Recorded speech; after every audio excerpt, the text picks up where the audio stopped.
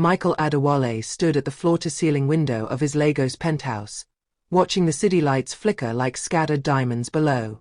His phone buzzed, another Billionaire deal closing in London. He smiled, swiping to approve the transaction without a second thought. Money was his language, and he spoke it fluently. "Sir, your mother called again," his assistant's voice crackled through the intercom. "She says it's been 3 months since." "Send her the usual amount," Michael interrupted, his eyes never leaving the skyline. "Double it this time. Tell her I'll visit during Christmas." But Christmas came and went. Then Easter. Then her birthday. Michael's empire stretched across 3 continents now. Real estate in Johannesburg, tech investments in Nairobi, oil refineries in Port Harcourt. His mother, Grace, lived in the sprawling mansion he'd built for her in their ancestral village in Enugu State. He'd hired the best caretaker money could buy, a man named Samuel with impeccable references and a warm smile that had convinced Michael his mother would be in good hands. "Business first," Michael muttered to himself, the mantra that had carried him from poverty to prosperity. "Family later. Always." His phone rang. His mother's number. He declined it, typing a quick message instead. "Mama, in a meeting. Sent you money. Buy whatever you need. Love you." He didn't see her response. "I don't need money, my son. I need you." The years blurred together in a haze of conference rooms, private jets, and champagne toasts. Michael's face appeared on magazine covers, Africa's youngest billionaire, the king of African real estate, from village boy to mogul. Journalists asked about his secret to success. "Sacrifice," he always answered. "You have to be willing to sacrifice everything for your dreams." What he never mentioned was what he'd sacrificed.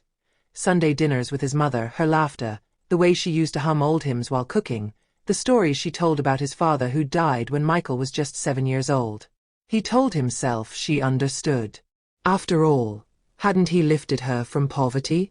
Hadn't he given her a mansion, hired help, ensured she'd never struggle again? The monthly transfers were generous. More than generous. 5 million naira every month, like clockwork. She could buy anything she wanted. Except his time. "Mr. Adewale, we have a situation," his CFO, Rebecca, said during their Monday morning meeting.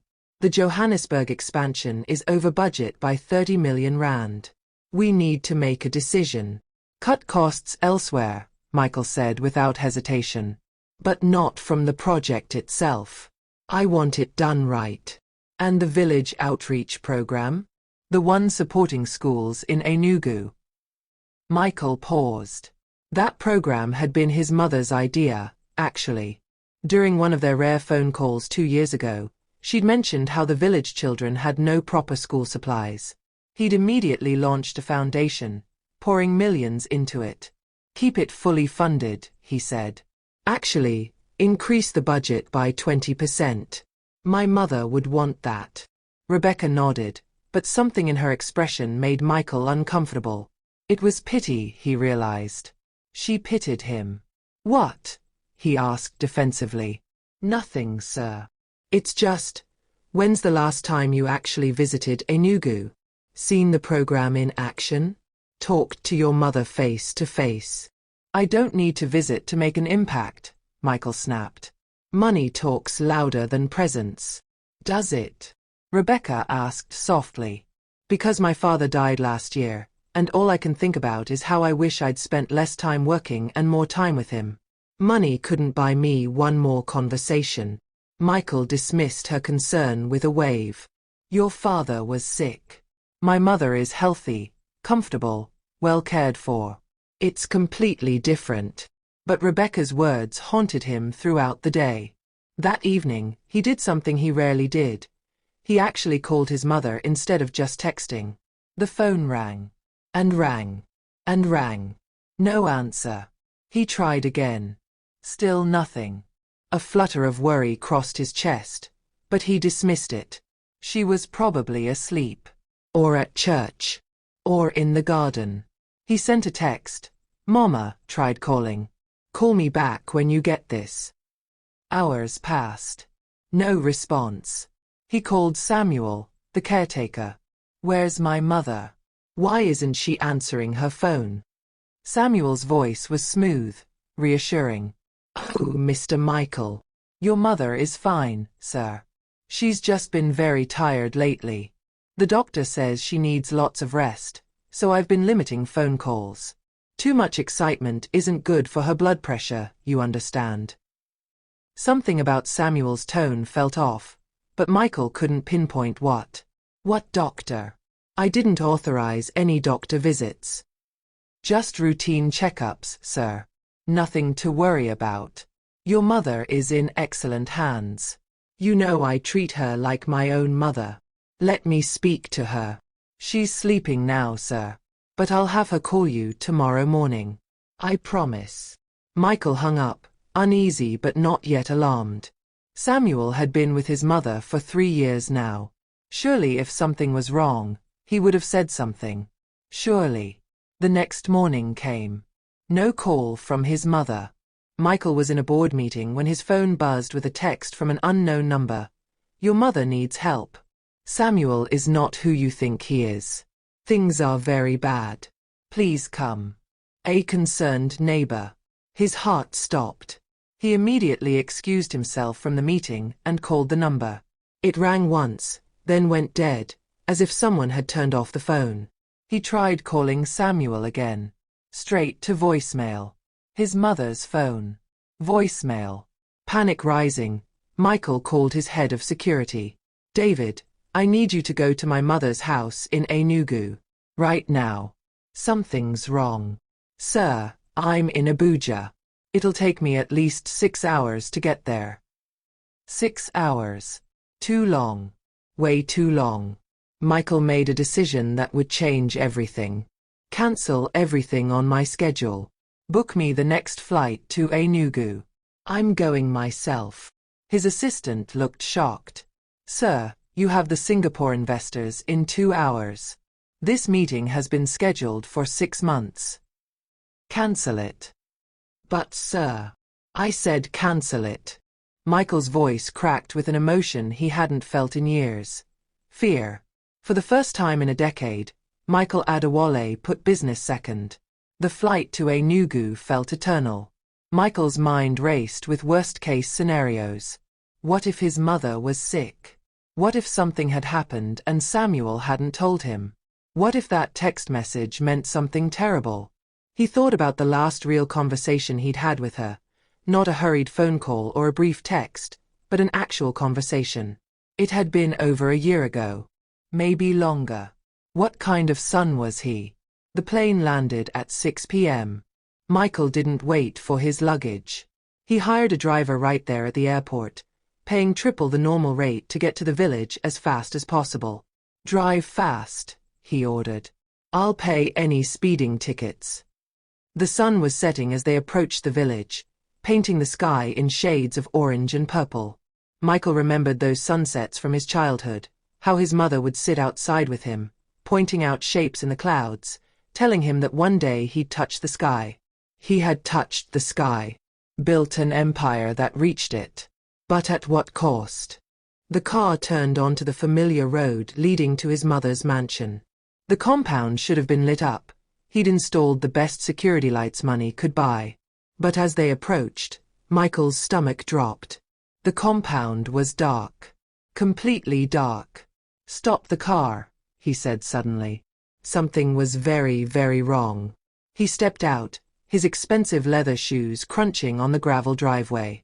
The evening air was unusually cold for this time of year. In the distance, he could hear dogs barking and the faint sound of generators humming in neighboring compounds. But his mother's compound was silent. Dead silent. Sir, should I wait? The driver asked nervously. Yes. Don't leave. Michael's voice was barely a whisper. He approached the gate slowly, his heart pounding. The security lights he'd installed were smashed. He could see the broken glass glinting in the moonlight. The decorative plants his mother had loved were trampled and dying. And there, through the gate bars, he could see the compound in disarray. But what stopped his heart was something else entirely. Movement. By the back wall of the compound. A small figure, barely visible in the fading light. Michael squinted, trying to see better in the darkness. The figure was hunched over, moving slowly, painfully. Something about the way it moved. His blood turned to ice. "Mama!" he shouted. The figure froze.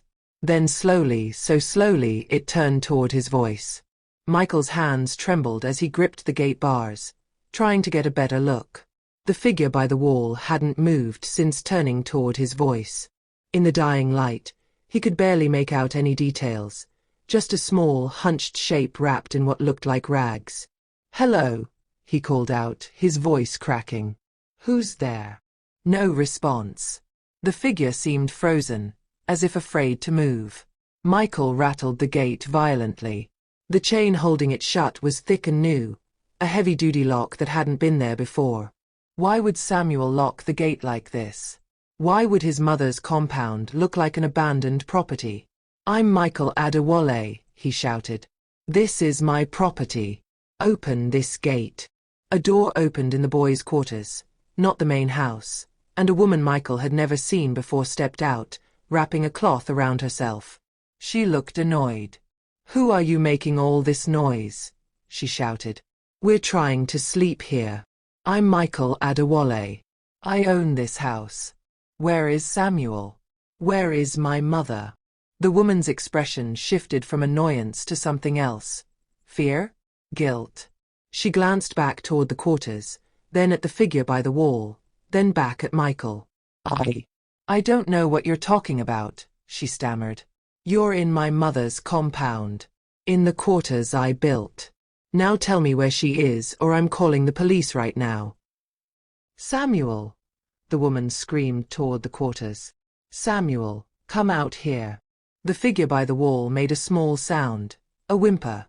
Michael's entire body went cold. He knew that sound. He'd heard it before, many years ago, when his mother had cried at his father's funeral. "Mama!" he screamed. "Mama, is that you?"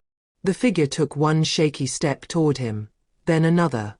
As it came closer to the gate, stepping into the dim light from a distant street lamp, Michael's world shattered into pieces.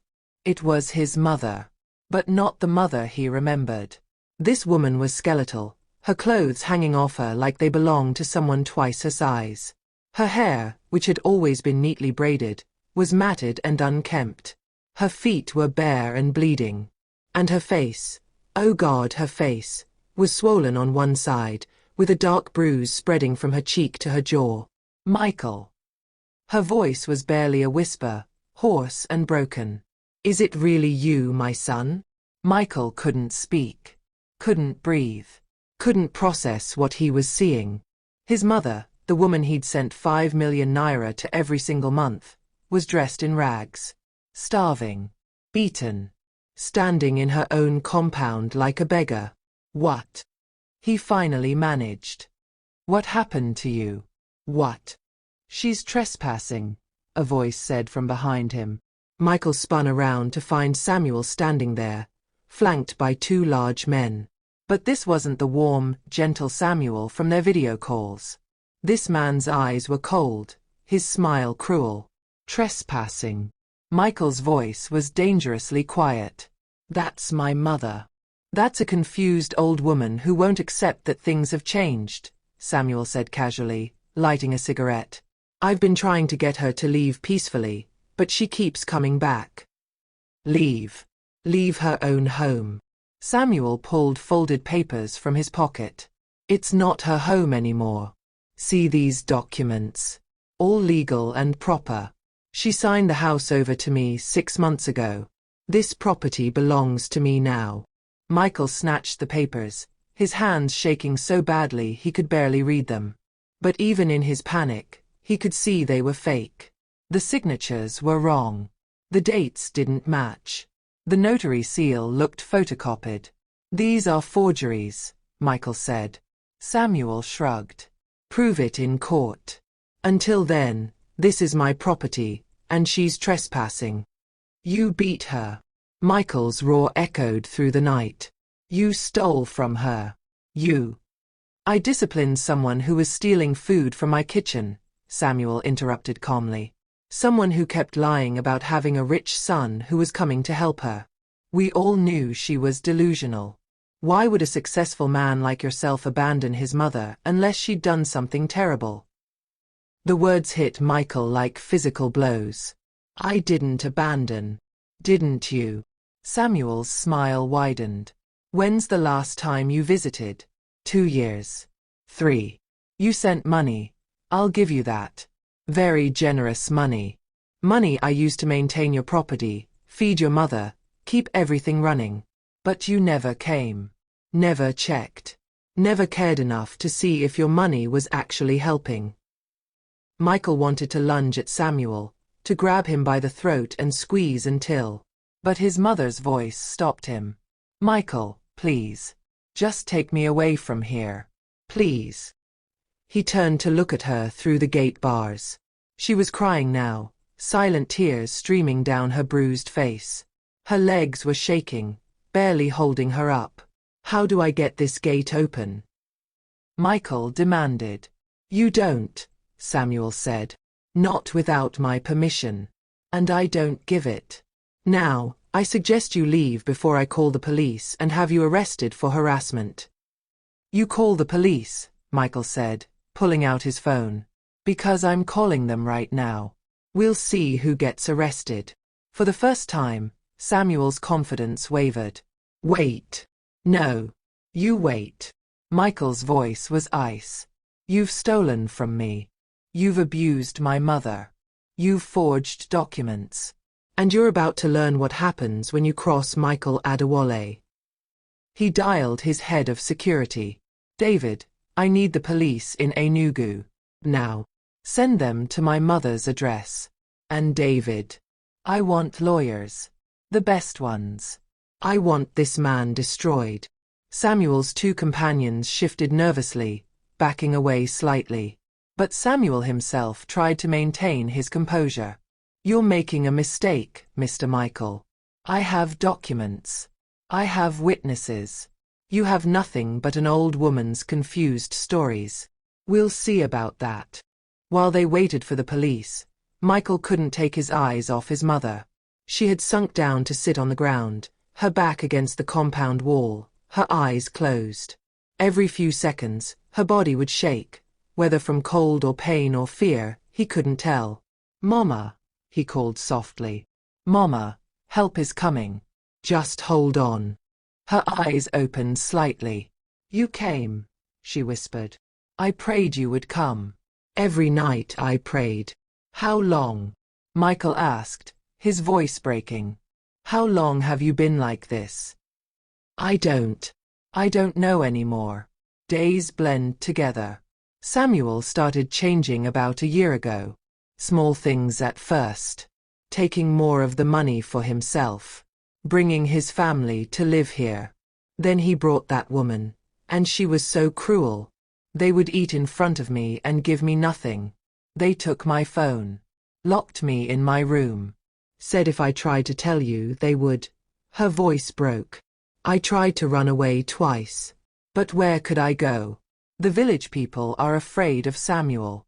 And I didn't know how to reach you. Michael felt like his chest was being crushed. A year. His mother had been suffering for a year while he sat in boardrooms and celebrated deals and lived in luxury. The neighbor who sent me the text, he said. Do you know who? Mrs. Nkechi. She lives 3 compounds away. She used to buy vegetables from me at the market, remember? Before you built all this. She saw me yesterday when Samuel threw me out of the gate.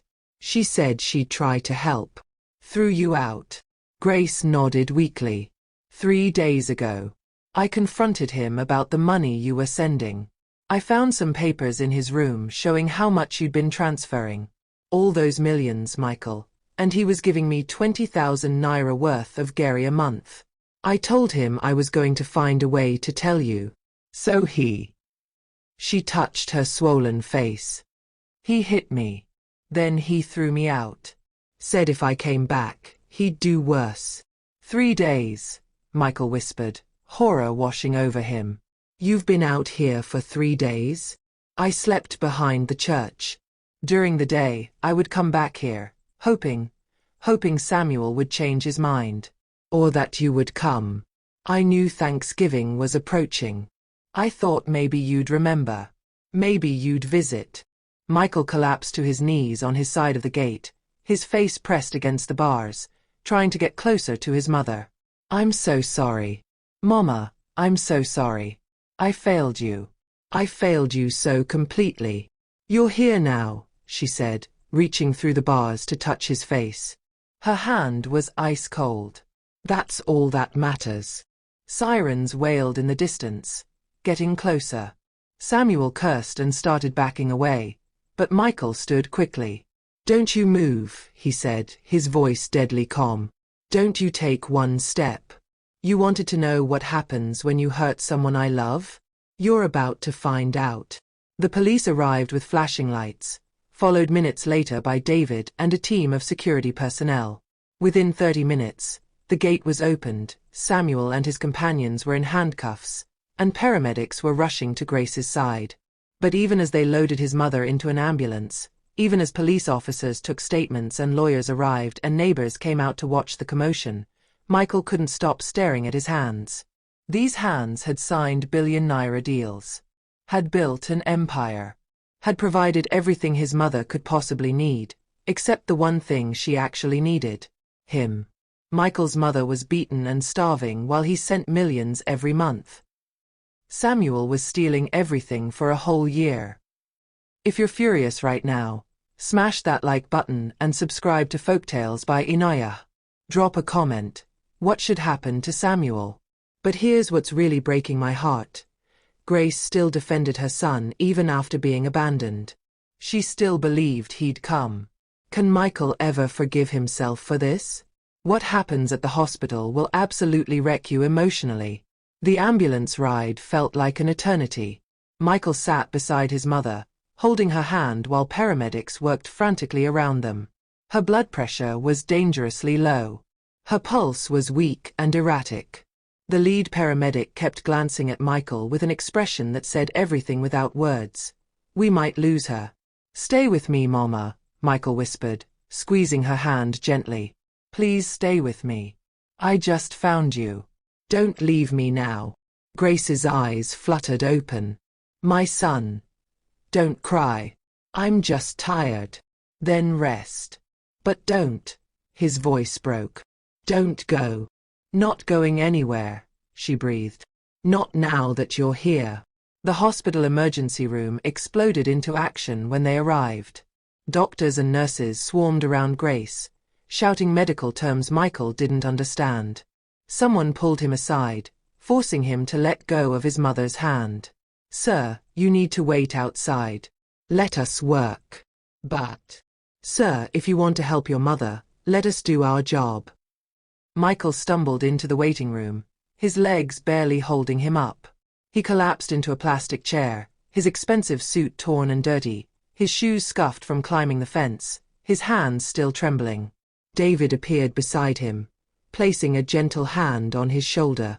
The police have Samuel in custody. The lawyers are preparing charges: theft, fraud, forgery, elder abuse, assault. He's looking at serious prison time. Good, Michael said numbly. I want him to pay for every second of suffering he caused her. He will. But sir, there's something else you should know. Michael looked up. What? David pulled out his tablet, showing Michael bank statements. We've been tracking the money you sent to your mother. Over the past 3 years, you transferred approximately 180 million naira for her care. Samuel has 174 million in various accounts. Michael stared at the numbers. He took almost everything. Everything. Your mother probably saw less than 6 million total over 3 years. Samuel was living like a king on your money while feeding her scraps. How did this happen? How did I not know? Because you trusted him, David said quietly. And because you never checked. Sir, I don't mean to be harsh, but when's the last time you asked to see receipts? Requested a financial report? Actually verified your mother was getting the care you paid for. Michael buried his face in his hands. Never. I sent the money and assumed it was enough. I was so busy, and Samuel seemed so trustworthy, and he looked up at David, tears streaming down his face. I handed my mother to a stranger and walked away. What kind of son does that? A son who made a terrible mistake, David said. But one who came back. One who's here now. But is it enough? What if I'm too late? What if she, Mr. Adewale? A doctor appeared, her face grave. Michael jumped to his feet. How is she? Is she? Your mother is alive, the doctor said quickly. But her condition is critical. She's severely malnourished. Her body weight is about 60% of what it should be. She has untreated diabetes that's caused significant damage. Her blood pressure is extremely high. She has 3 broken ribs that healed improperly, suggesting old injuries. And we found signs of repeated physical abuse, bruises in various stages of healing, a partially healed fracture in her left arm. Each word was a knife in Michael's chest. Will she survive? We're doing everything we can. The next 48 hours are critical. Mr. Adewale, I need to ask you something, and please answer honestly. How long has your mother been without proper care? Michael's throat constricted. I think at least a year. Maybe longer. The doctor's expression hardened. Sir, the damage we're seeing didn't happen in a year. This is chronic neglect. Prolonged starvation. Repeated trauma. We're talking about at least 2 years, possibly more. 2 years. Michael felt the room spinning. 2 years of suffering while he closed deals and celebrated success and convinced himself that money was enough. Can I see her? Yes, but only for a few minutes. She needs rest. And Mr. Adewale. The doctor's voice softened. Your mother has been asking for you.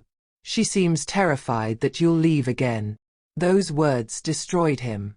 The ICU was cold and sterile, filled with the steady beeping of machines.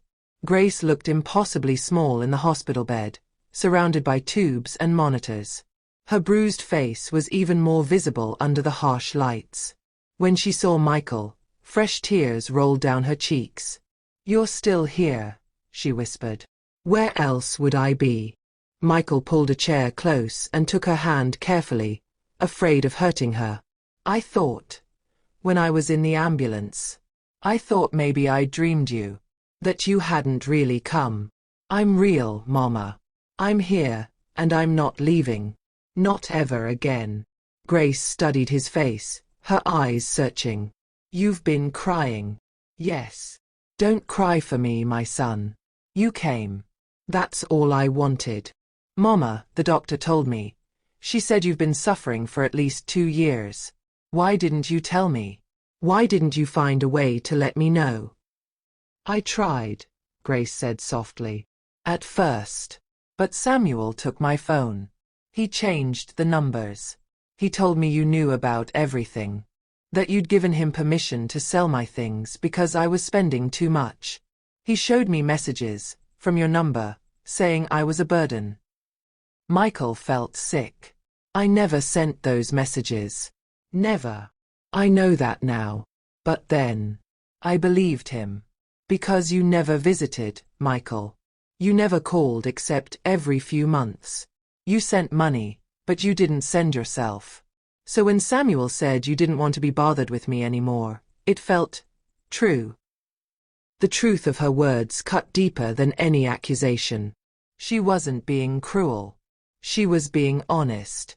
I convinced myself you were busy, Grace continued, building your empire, making your mark on the world. I told myself that's what I raised you for, to be great, not to babysit an old woman. So I accepted it. Even when Samuel got worse. Even when he started bringing his family. Even when they began hitting me. Mama. Let me finish. Her grip on his hand tightened. The worst part wasn't the hunger. Or the beatings. or sleeping outside. The worst part was believing that you knew and didn't care. That I'd raised a son who valued money more than his own mother. Michael sobbed. Actually sobbed. I did care. I thought sending money was caring. I thought providing for you was enough. I was so stupid, Mama. So blind and selfish and stupid. Yes, Grace said simply. You were. The blunt honesty shocked him into silence. You were stupid, she continued. And selfish. And blind. You built me a mansion I didn't want and hired a stranger to care for me when all I wanted was my son. You sent millions when a single visit would have meant more. You chose your empire over your family every single time. I know. But, Grace interrupted, you also came back. When you got that message, you dropped everything and came. You didn't send someone else. You didn't call and ask questions. You came yourself. That tells me something. What? That you're not lost. Just lost your way. There's a difference. A nurse entered quietly. Sir, your mother needs to rest now. Michael nodded, wiping his eyes. I'll be right outside, Mama. I'm not going anywhere. Promise. I promise. As he stood to leave, Grace spoke again. Michael, I forgive you. I want you to know that. Even for these years of loneliness and pain, I forgive you. How? Michael asked, his voice raw. How can you forgive me after what I let happen to you? Because you're my son. And because holding anger would only add to the pain. I've had enough pain. In the waiting room, David was on the phone with lawyers, coordinating Samuel's prosecution. Rebecca had arrived from Lagos, her face etched with concern. When she saw Michael, she rushed over. Michael, I'm so sorry. I should have pushed harder. Made you visit. I knew something wasn't right. This isn't your fault, Michael said. It's mine. All mine. What do you need? What can I do? The company, Michael said. I want you to take it. Completely. I'm signing over majority control to you. Rebecca's eyes widened. Michael, you don't have to. Yes, I do. Because I finally understand what matters. It's not the buildings or the deals or the money. It's this. He gestured toward the ICU doors.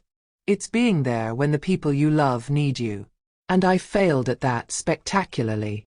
You came back, Rebecca said gently. Almost too late. If that neighbor hadn't sent that text. If I'd waited even one more day. He couldn't finish the sentence. Over the next 48 hours, Michael didn't leave the hospital. He slept in waiting room chairs, ate vending machine food, and kept vigil outside his mother's room. The doctors allowed him to visit every few hours, and each time, he sat beside her bed, talking softly about memories from his childhood, promising her a future where he'd actually be present. On the third day, Dr. Nadia, the young doctor overseeing Grace's care, asked to speak with him privately. Your mother is going to survive, she said. Her body is responding to treatment. But Mr. Adewale, the physical healing is only part of her recovery. What do you mean? Your mother has experienced severe psychological trauma. Abandonment, abuse, starvation, homelessness. These things leave deep scars. She'll need therapy, support, and most importantly, time with someone she trusts. Someone who proves, day after day, that they won't disappear again. I'll be that person, Michael said immediately. Can you? Dr. Nadia asked gently. Because from what I understand, you run a massive company. You have obligations across 3 continents. Your assistant has called here 14 times trying to reach you. How are you going to balance all of that with giving your mother the constant, reliable presence she needs? Michael was quiet for a long moment. Then he said, I'm not going to balance it. I'm going to choose. Choose. My mother over everything else. The company can run without me. The empire can survive or fall. I don't care anymore. Because I finally understand. You can rebuild a business, but you can't resurrect a relationship after someone dies. And I almost lost my mother forever. Dr. Nadia smiled softly. Then she's lucky to have you. Finally. That word, finally, stung. But it was true. When Michael returned to his mother's room that evening, he found her awake and looking stronger. The color had returned to her face, and her eyes were clearer. "Mama," he said, pulling the chair close. "I need to tell you something." "What is it?" "I've made a lot of decisions in my life. Built companies, closed deals, made millions. But sitting here with you, I realize I've only made one decision that actually matters." "What decision?" "To be your son. Really be your son.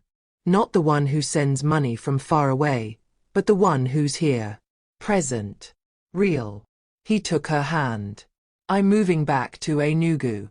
I'm going to take care of you personally. And I'm going to spend however long it takes proving that I've learned from my mistakes." Grace smiled, a real smile that lit up her whole face. "You don't have to give up everything, Michael." "I'm not giving up anything that matters. I'm finally choosing what does." "What about your empire?" "Rebecca will run it better than I ever did.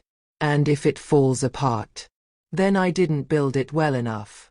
But Mama, I can always build another company. I can't rebuild these years I lost with you. All I can do is make sure I don't lose any more." Grace's eyes filled with tears, but this time they were tears of joy. "Then I'm the richest woman in the world." "No," Michael said, his own tears falling. "I am. Because I have you. And I finally figured out that you're worth more than every building, every deal, every billion I'll ever make." For the first time in years, mother and son sat together in comfortable silence, holding hands, healing together. Outside the hospital window, the sun was setting over Enugu.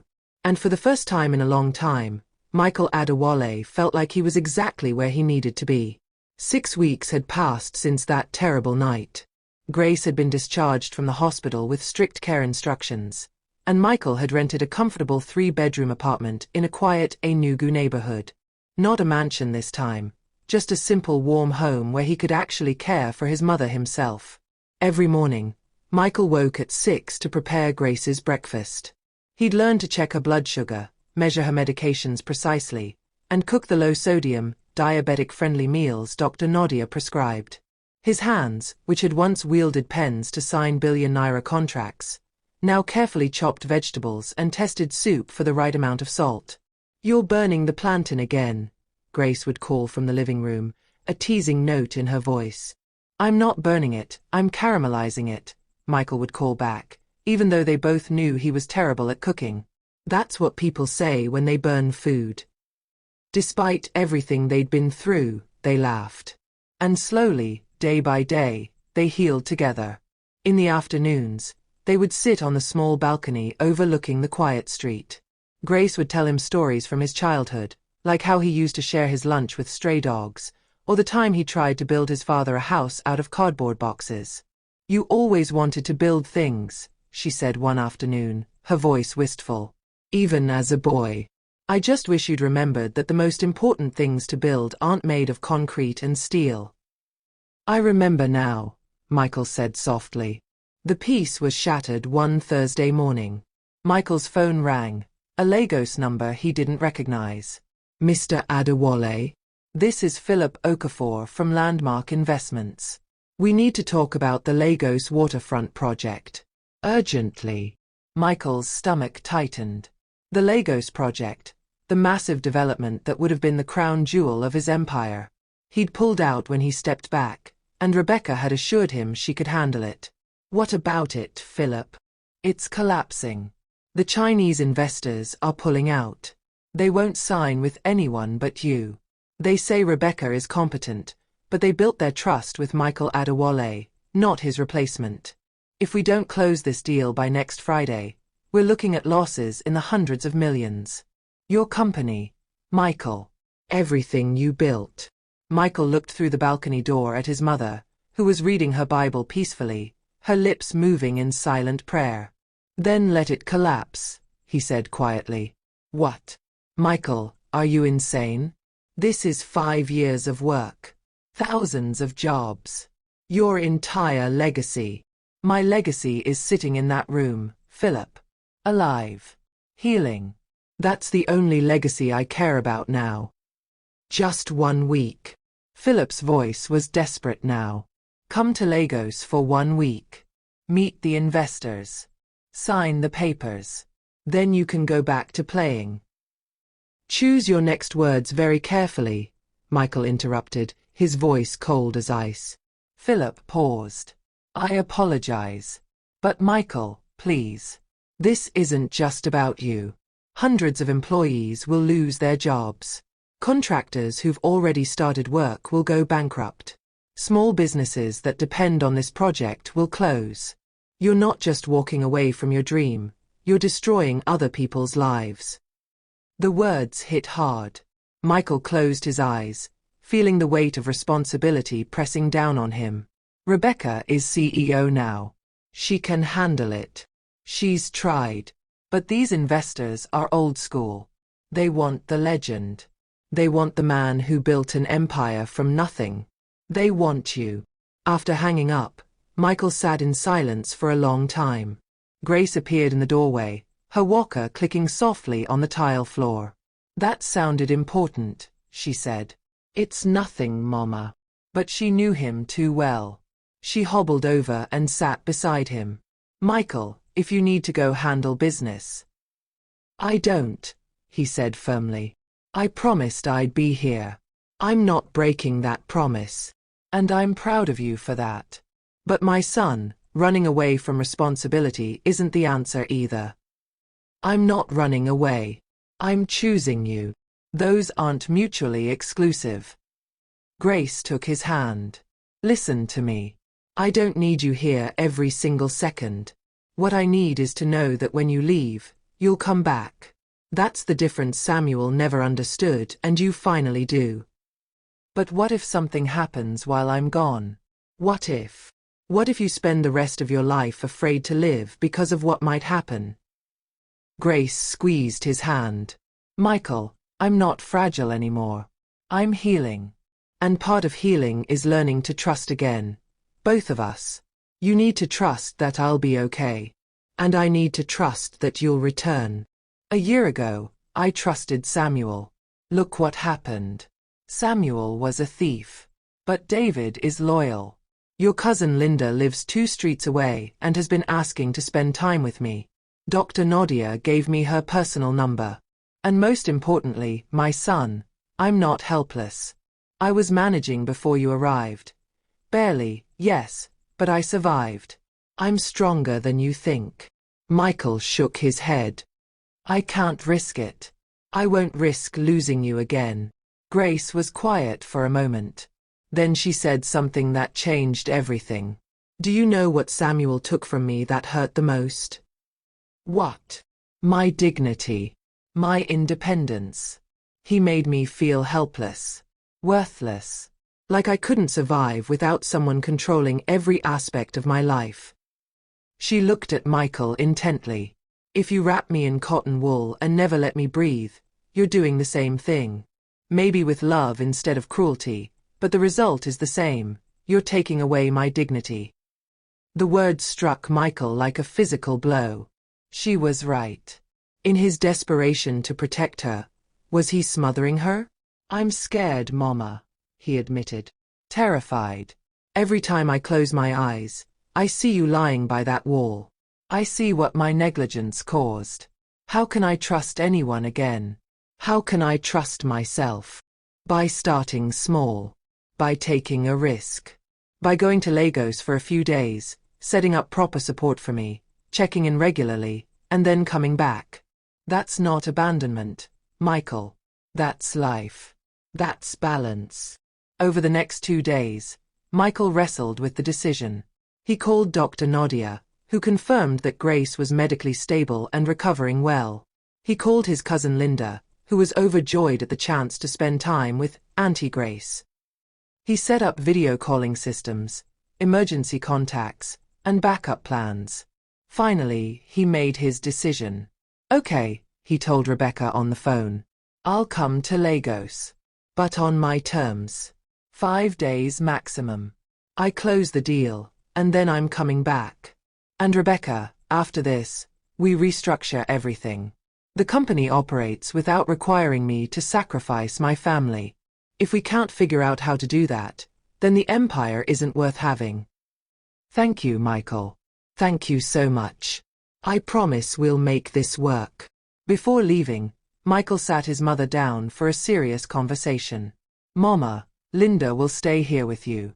She has all your medication schedules, Dr. Nadia's number, my number, and David's number. I've installed cameras, with your permission, so I can check in. Not to spy, but for my own peace of mind. I know, my son. I'll call you every morning and every night. If anything, and I mean anything, feels wrong, you call me immediately. I don't care if I'm in a meeting with the president. You call. Grace smiled. I will. And Linda knows that if she sees anything suspicious, anything at all that reminds her of what Samuel did, she's to call the police first and me second. Michael, you've built a fortress around me. I'll be fine. Promise me you'll actually call if you need me. Promise me you won't suffer in silence like before. Grace's expression grew serious. I promise. Because I've learned my lesson too. Silence almost killed me. I won't make that mistake again. The morning Michael left for Lagos, he hugged his mother tight. I'll be back in 5 days. 5 days. Mama. Not 5 months. Not 5 years. 5 days. I know, she said, patting his back. And I'll be here waiting. Now go.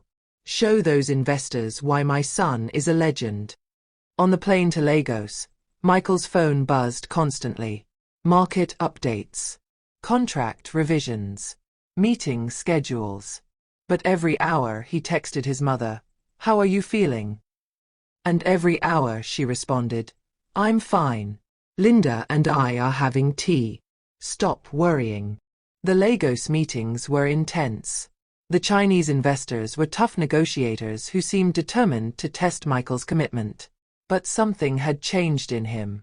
Where he once would have bulldozed through with pure aggression, now he listened more, compromised more, found solutions that worked for everyone. "You've changed, Mr. Adewale," Mr. Chen, the lead investor, observed during a break. "You seem more grounded." "I nearly lost everything that matters," Michael said simply. "It gives you perspective."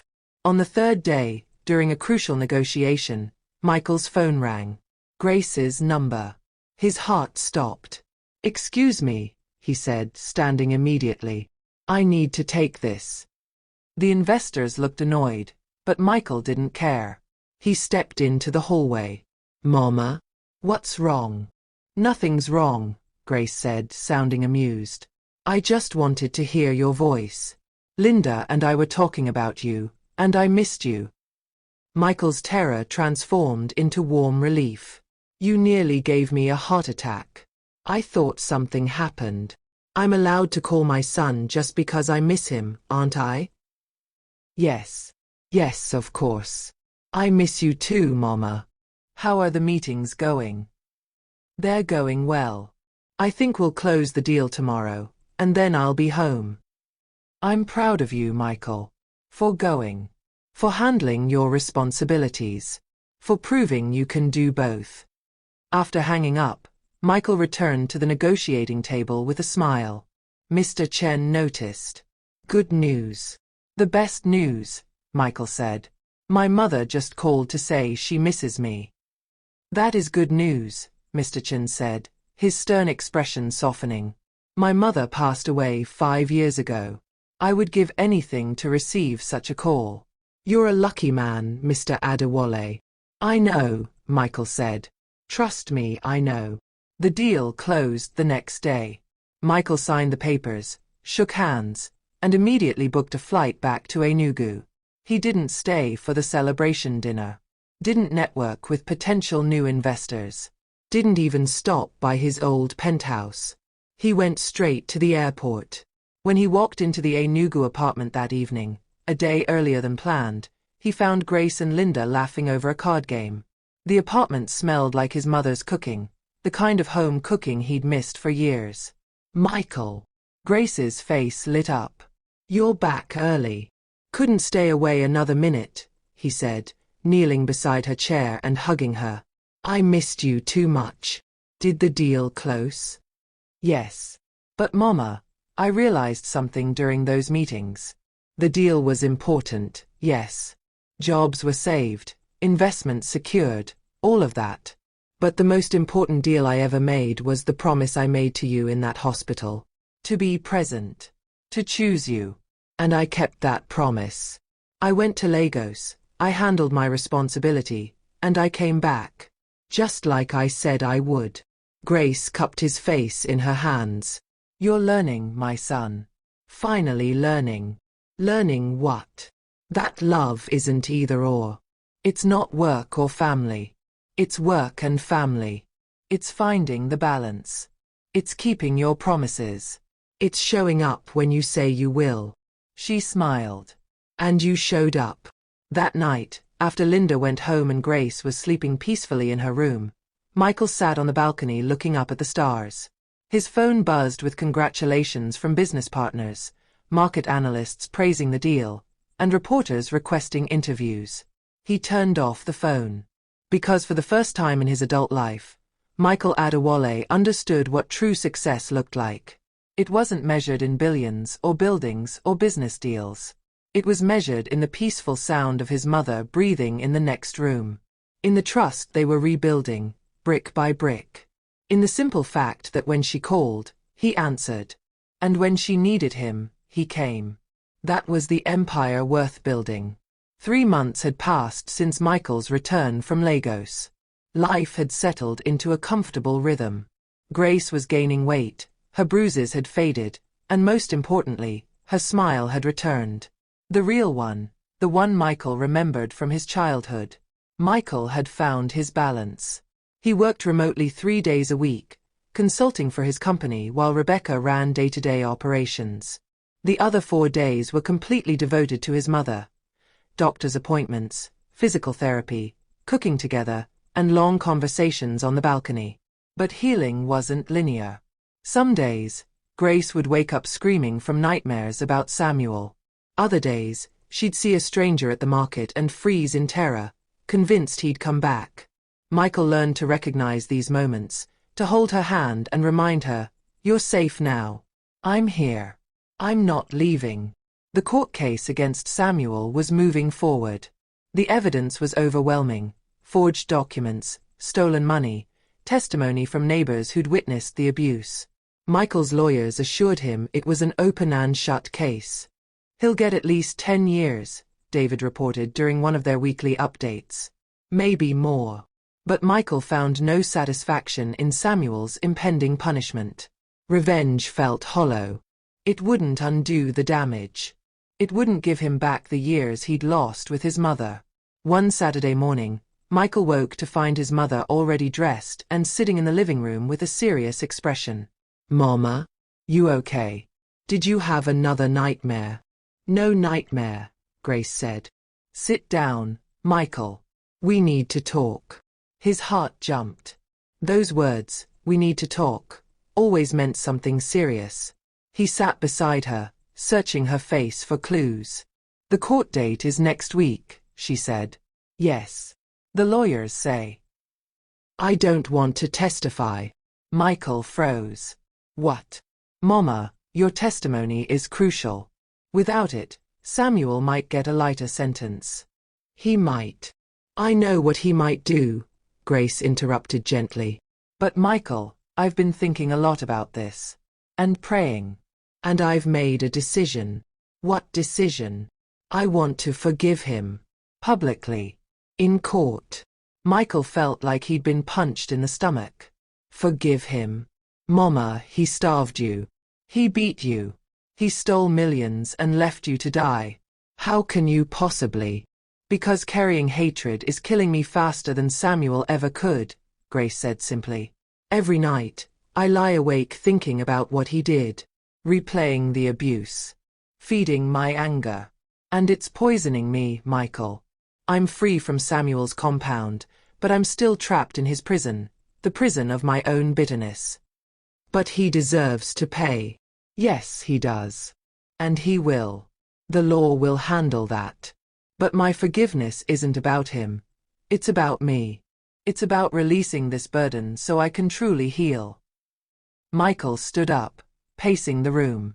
You're asking me to let this go? To just forgive the man who almost took you from me? I'm not asking you to forgive him. I'm telling you that I have. What you do with your own anger is your choice. This is insane. Mama, think about what you're saying. I've thought about nothing else for weeks, Grace said firmly. Michael, sit down and listen to me. He sat, though every fiber of his being wanted to run, to call the lawyers, to make sure Samuel paid for every single thing he'd done. When you found me by that wall, Grace began, I was barely alive. Not just physically, emotionally, spiritually. Samuel had taken everything from me. My dignity, my health, my hope. But you know what he couldn't take. What? My choice. My power to decide how this story ends. And I'm choosing to end it with forgiveness, not vengeance. But how? After everything. Because I've seen what vengeance does, Grace said, her eyes distant. After your father died, I was so angry. Angry at God, at the world, at the drunk driver who killed him. I let that anger consume me for 2 years, Michael. 2 years where I was physically present but emotionally dead. You were just a boy, and you needed your mother, but I was too busy being angry to see you. Michael hadn't known this. His mother had never spoken about those years. It was your Uncle Patrick who finally shook me out of it, Grace continued. He said, Grace, being angry at that driver won't bring your husband back. But it will take you away from your son. That's when I realized. My anger was creating another victim. You. But this is different. Is it? Michael, if I testify in that court full of hatred, if I spend the next years hoping Samuel suffers as much as I did, who wins? Not me. I'll just be trading one cage for another. Michael buried his face in his hands. I don't know if I can do this, Mama. Every time I think about him, I want to. I know. And that's okay. Forgiveness isn't about feelings, my son. It's about choice. I'm not asking you to feel charitable towards Samuel. I'm just asking you to not let him control the rest of your life. The next week, they sat in the courtroom. Samuel was brought in wearing prison clothes, looking much smaller than Michael remembered. When his eyes met Michael's, there was no defiance, only shame and fear. The prosecutor laid out the case methodically. Bank statements showing the stolen millions. Medical reports documenting Grace's injuries. Testimony from neighbors who'd witnessed the abuse. The evidence was damning. When it was Grace's turn to testify, she walked slowly to the stand with her walker. The courtroom fell silent. The prosecutor began. Mrs. Adewale, can you tell the court what Samuel Okonkwo did to you? Grace looked directly at Samuel. He hurt me. Deeply. He took advantage of my loneliness, stole from my son, and treated me with unimaginable cruelty. Samuel's head dropped. But, Grace continued, I want this court to know something else. I forgive him. The courtroom erupted in shocked whispers. The judge banged his gavel. Order. I forgive him, Grace repeated, her voice stronger now. Not because what he did was okay. It wasn't. It was evil. But because I refused to let his actions define the rest of my life. He took enough from me. I won't give him my peace too. She turned to address the judge directly. Your Honor, I'm not asking for leniency. The law should take its course. Samuel needs to face consequences for what he did.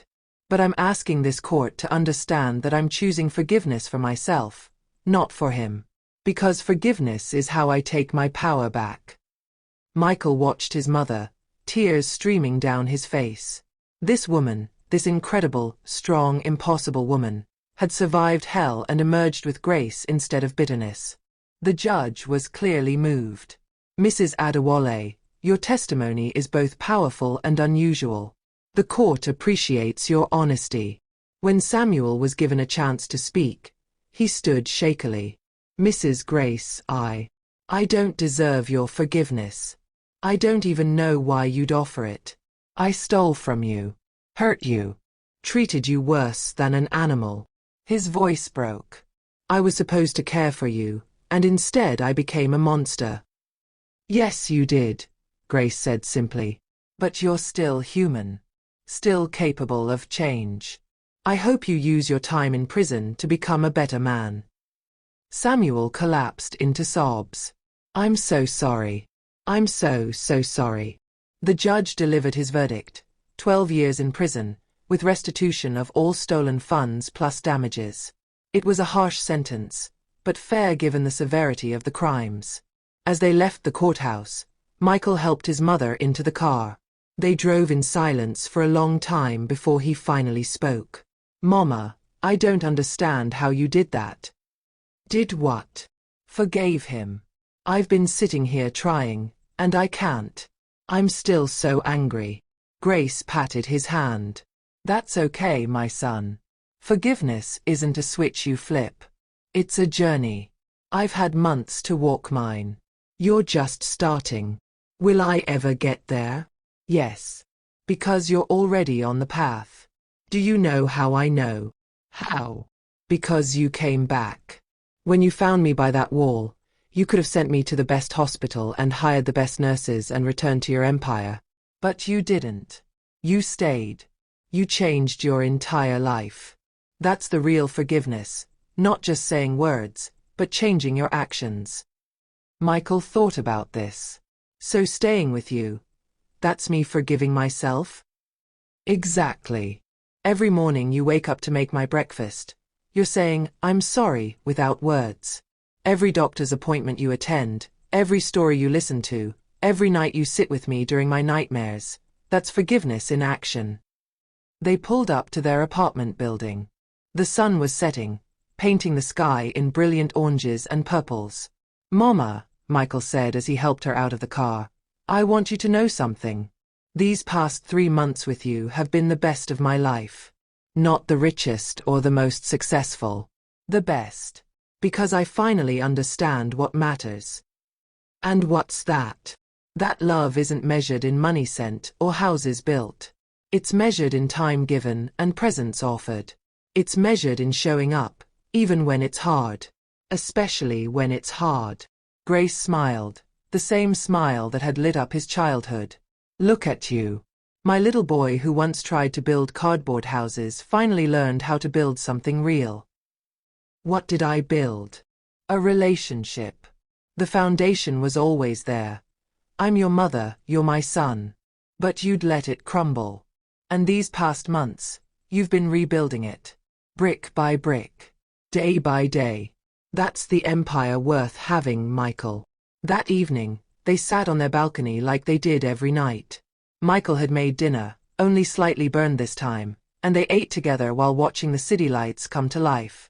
Michael, Grace said suddenly, I want to tell you something I've never said before. What's that, Mama? I'm proud of you. Not for the billions you made or the buildings you built or even the company you created. I'm proud of you for coming back. For choosing me. For learning that real wealth isn't counted in bank accounts, it's counted in moments like this. Michael's eyes filled with tears. All I ever wanted was to make you proud. Then you've succeeded. Not when you became a billionaire. But now. When you became my son again. They sat in comfortable silence, holding hands, watching the sunset fade into night. In the distance, Michael's phone buzzed with some business update. He glanced at it briefly, then set it aside. Whatever it was could wait. Because he'd finally learned the lesson that had cost him so dearly. Money can buy many things, but it can't buy back time. It can't purchase presence. It can't replace love. And the only empire worth building is the one made of moments like these. Simple, quiet, and filled with the people who matter most. Michael thought about the man he'd been just 4 months ago. The billionaire who measured success in zeros and commas. Who believed sending money was the same as giving love. Who'd almost lost everything that mattered while chasing things that didn't. That man was gone. In his place was someone simpler, but infinitely richer. A son who knew the weight of his mother's hand in his. Who could recognize the sound of her laughter. Who understood that the greatest achievement of his life wasn't any deal he'd closed. It was being here, now, in this moment. "Mama," he said softly, "thank you." "For what?" "For not giving up on me. For surviving long enough for me to find you. For teaching me what actually matters." Grace squeezed his hand. "You taught me something too." "What's that?" "That it's never too late. To come back. To change. To choose love over everything else." She looked at him with eyes full of wisdom and grace. "You thought money could replace love, my son. But you learned. And that learning, that change, that's the real fortune." As the stars began to appear in the darkening sky, Michael Adewale, former billionaire, current son, forever student, finally understood the truth that had eluded him for so long. The best investment he'd ever made wasn't in real estate or technology or oil. It was the choice to come home. To stay. To be present. To love with more than just his wallet.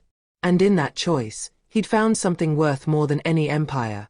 A second chance to be the son his mother had always deserved. Wow. Did Grace really forgive Samuel in court? After everything he did. And Michael finally learned what true wealth means. If this story touched your heart, smash that like button and subscribe to Folktales by Inaya. Drop a comment. What's the most important lesson you learned from this story? Here's my takeaway. Presence is the greatest present you can give. No amount of money can replace time with the people you love. Share this video with someone who needs to hear it. Tag someone who's always busy working and remind them. Family first. And don't forget to turn on notifications because Folktales by Inaya has more powerful stories coming that will change how you see life. Thank you for watching, and remember, build relationships, not just empires.